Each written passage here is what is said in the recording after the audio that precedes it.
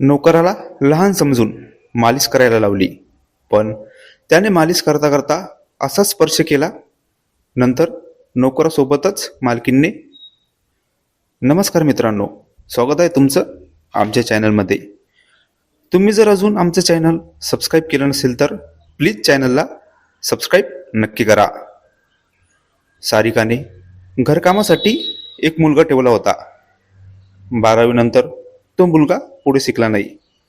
त्याला कामाची गरज होती आणि तो गावातलाच असल्याने सारिकाने त्याला कामावर ठेवले. सारिकाचा नवरा नोकरीवर होता.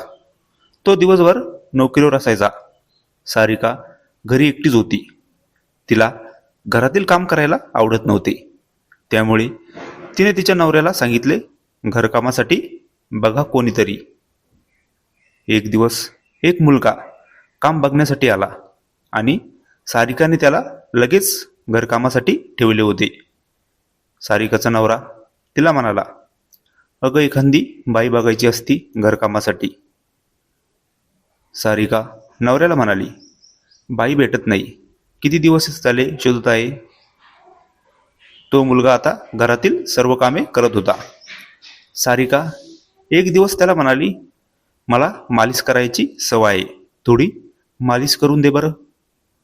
नोकराला मालिश करायला सारिकाने सांगितले. ती बेडवर होती आणि नोकर मुलगा तिची मालिश करत होता.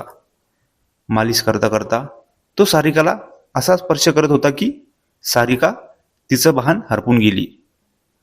तिने नोकराला लहान समजले होते, पण त्याने तर मालिशच्या बहाण्याने सारिकाला कुठे पण. नंतर सारिकाने नोकरासोबत तिथेच. नंतर सारिकाला थोडा पश्चाताप होऊ लागला होता. ती विचार करत होती की अगोदरच याला मालिश करायला सांगायचे नव्हते, पण आता काय करणार. जे नव्हतं घडायचं ते घडलं होतं. सारिकाने नोकराला सांगितले की उद्यापासून तू नको येऊ. तो मुलगा सारिकाला म्हणाला, मालकीन, यात माझी काय चुकी, तुम्हीच तर तुमच्या मनाने. सारिका म्हणाली, काही असो, पण तू नको येऊ उद्यापासून. नंतर तो मुलगा कामावर आला नाही.